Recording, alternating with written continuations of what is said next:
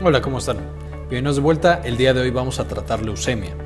En general vamos a ver las leucemias, yo sé que son muchas, vamos a dar solo un panorama general y después haremos videos específicos para cada una de ellas. Espero lo entiendan todo y lo que no, pónganlo en los comentarios.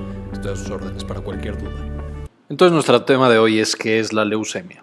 La leucemia es un cáncer muy importante porque es el cáncer más común en los niños. De hecho, es una de las principales causas de mortalidad de niños menores de 15 años en muchos países desarrollados y en vías de desarrollo, por lo cual es una enfermedad extremadamente importante. Pero la leucemia no es solamente una enfermedad importante en los niños, sino que es también muy prevalente en los adultos mayores. Entonces, las dos poblaciones que más lo padecen son los adultos mayores y los niños.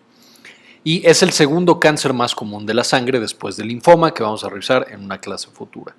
Y básicamente aquí lo tenemos, muchas células de este tipo que ahorita vamos a explicar qué son. Entonces, ¿qué tan importante es la leucemia? Se calcula que en el mundo hay 60.140 casos nuevos solamente en el 2016. Entonces podemos esperar más o menos 60.000 cada año, de los cuales 24.400 van a morir. O sea, 24.400 personas con leucemia mueren cada año también. Y en el mundo quedan 500.000 personas, ya sea que acaban de ser diagnosticadas y están padeciendo leucemia en este momento, o sobrevivieron a esta enfermedad.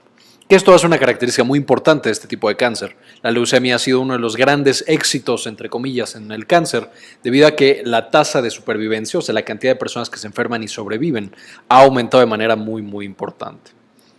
Y esto hace que vaya en aumento, cada vez a más personas les da, pero como decía también ha disminuido mucho su mortalidad. De hecho, hay algunas leucemias que el 80% de todos los que lo padecen sobreviven y quedan básicamente curados de la enfermedad. Es también uno de los grandes éxitos acerca de la oncología. ¿Qué tan importante es la leucemia? Pues es un cáncer importante en, digamos, la población general, siendo entre los primeros 20. Sin embargo, como quedamos, es extremadamente importante en los niños y también es de especial relevancia en los adultos mayores. Ellos son los que más lo padecen y es en quienes más tenemos que seguirlo.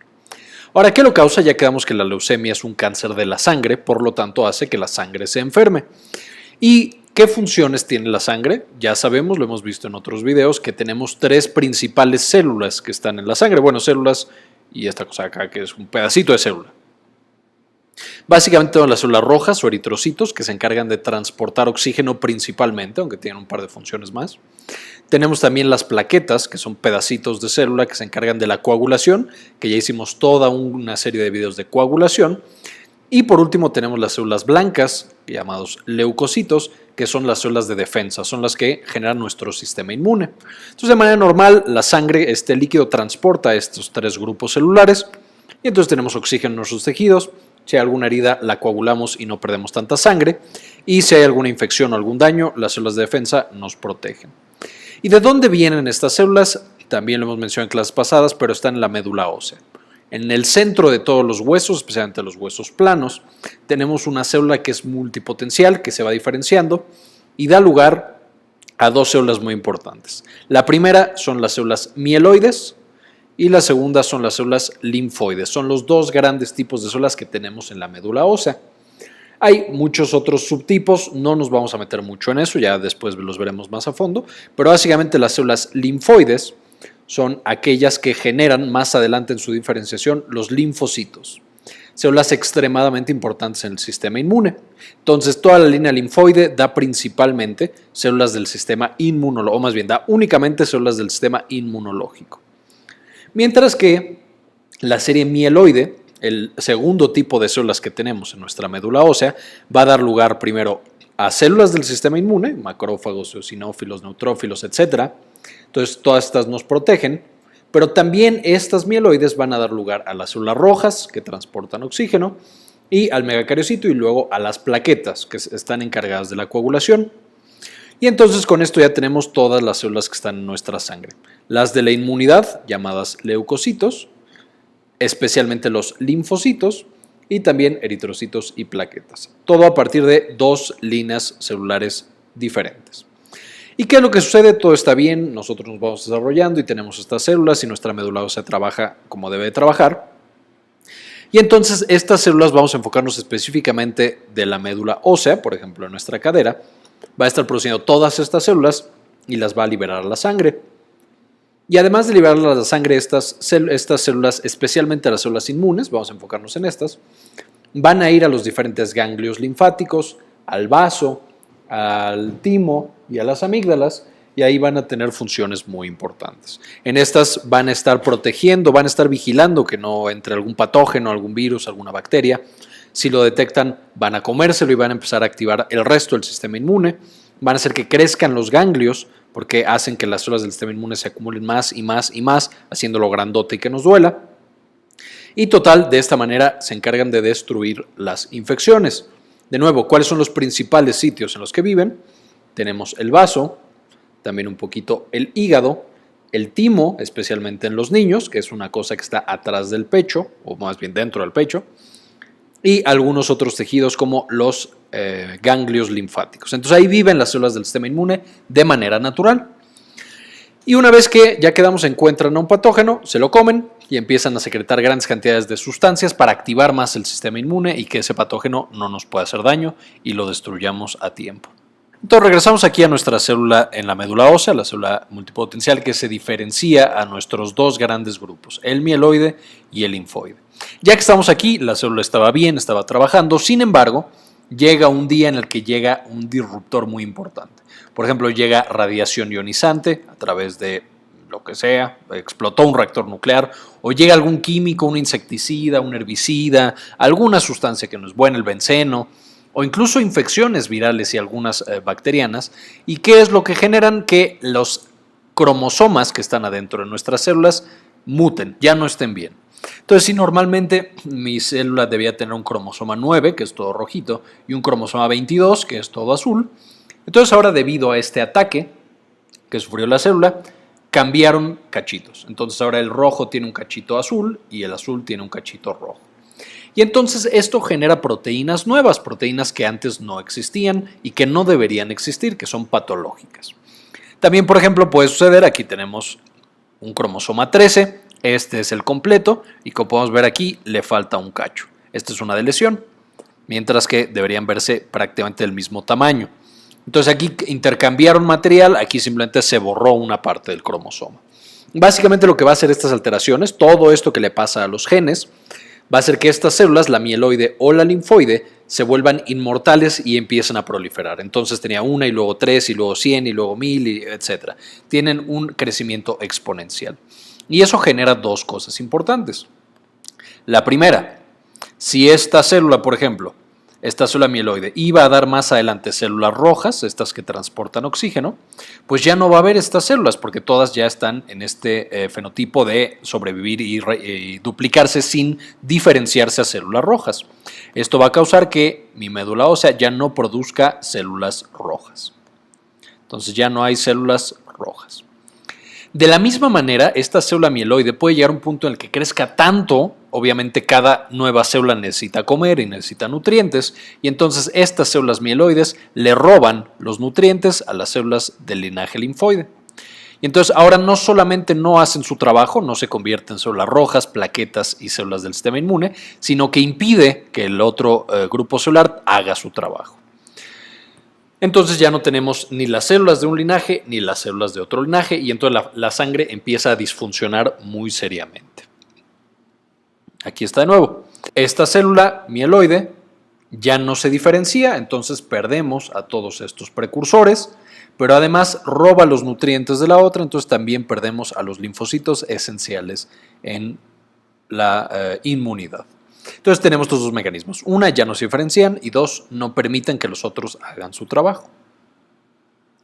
Esto hace que tengamos leucemias del tipo mieloide y leucemias del tipo linfoide. Nos lleva a los principales 4 tipos de leucemias que tenemos en el mundo. Hay algunas otras, pero estas son las más importantes. ¿Cuáles van a ser? La leucemia mielógena aguda, la leucemia mielógena crónica. Veremos que casi todas las leucemias se ven en aguda o crónica, la diferencia siendo que las agudas son muy rápidas, atacan muy rápido, entonces si no se tratan pueden ser mucho más letales a corto plazo, mientras que las crónicas son un poco más lentas y pueden pasar años hasta que maten a la persona. Entonces si se altera el sistema mieloide, tenemos que la mielógena aguda Afecta principalmente a pacientes mayores, más o menos una edad de 70 años promedio.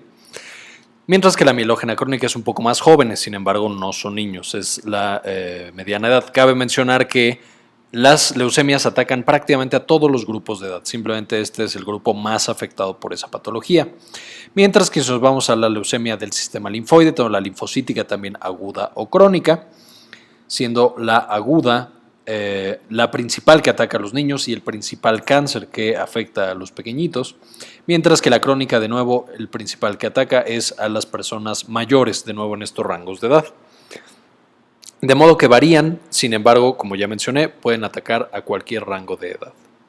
¿Cuáles son los factores de riesgo? O sea, ¿a quiénes les dan las leucemias? Básicamente ya quedamos a las edades extremas, a los niños, porque su médula ósea está más expuesta, no están tan maduros, sus genes se están dividiendo y entonces pueden sufrir más alteraciones.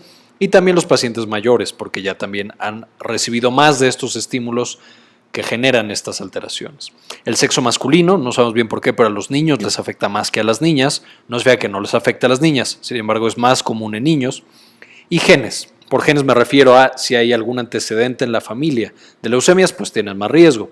También algunas alteraciones como síndrome de Down y Li-Fraumeni, que son no muy comunes, pueden hacer que tengamos un riesgo muy elevado de sufrir leucemias. Y por último, unas de las más conocidas son exposiciones ambientales. ¿Cuáles son las que más tengo relacionadas? El tabaco, al benceno, algunos insecticidas y herbicidas, a la radiación y tristemente a la radioterapia para tratar otros tipos de cánceres, igual que a la quimioterapia. Si has recibido algunos tipos de radioterapia y quimioterapia, hace que sea más probable que tengas leucemia. Y algunos patógenos. No estamos seguros cuáles, pero hay varios virus, especialmente los herpes, que pareciera que están relacionados con esta enfermedad. Es por eso que vamos a verlo más adelante. Las vacunas son esenciales para protegernos. Ahora, ¿qué es lo que va a tener un niño o una persona ya mayor que tiene leucemia? Pues básicamente si decimos que va a tener alteraciones de la sangre, pues entonces va a tener alteraciones en esas tres áreas. Va a tener anemia, entonces debido a esto va a tener, por ejemplo, debilidad, fatiga, va a tener pérdida de peso, porque está produciendo muchas células en su médula ósea, fiebre e infecciones frecuentes porque ya no está produciendo células del sistema inmune que funcionen, pérdida de apetito, los ganglios linfáticos van a empezar a hincharse mucho porque al haber tantas células de estos precursores van a migrar y van a estar en estos ganglios linfáticos o también en el hígado o también en el vaso. Entonces también pueden crecer y de hecho en los niños generan que tengan una panzota, por decirlo de alguna manera. Pueden causar falta de aire, ya sea porque no hay células que transporten oxígeno o porque el timo, que quedamos que está por aquí, en los niños también puede crecer mucho, igual que el vaso, y apretar a los pulmones o generar tos. Puede haber debilidad muscular o de articulaciones, dolor de articulaciones o huesos. Y esto también puede ser un dolor muy intenso y muy difícil de tratar por todas las células que están creciendo justamente en la parte central de los huesos y por otros factores. Pueden tener sudores nocturnos, sangran fácilmente de las encías, de los ojos, pueden sangrar de la nariz. Les salen estos puntitos rojos en la piel muy fácilmente y les salen moretones muy grandes. Y estos puntos rojos le llamamos petequias. Por último, son personas que están muy fatigadas, que tienen mucho sueño, muchas veces generan depresión y no se sienten bien en general. Todos estos son datos muy importantes de que la persona tiene leucemia. Ahora, evidentemente, si ustedes ven todas estas características, no son específicas de la leucemia. Muchas patologías dan estas características. Desde las infecciones pueden causar muchas de estas cosas. Pueden causar tos, falta de aire, que crezcan los ganglios, pérdida de peso, fiebre, etc. Es por esto que para nosotros diagnosticar a la leucemia, primero necesitamos hacer una gran cantidad de estudios para descartar que no sea alguna otra patología que se parezca.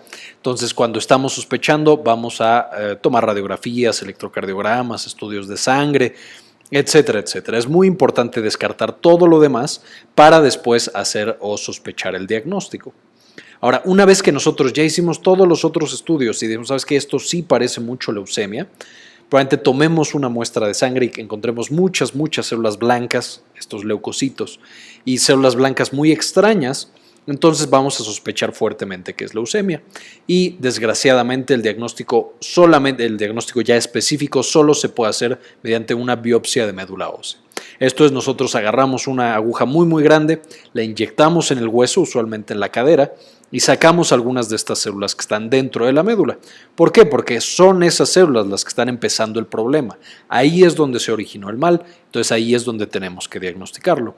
Encontrarlo en la sangre no es suficiente, tenemos que tomar muestras de la médula ósea y determinar ahí que hay células que no están diferenciadas y que no están generando las células que deberían generar. ¿Cuál es el tratamiento para la leucemia?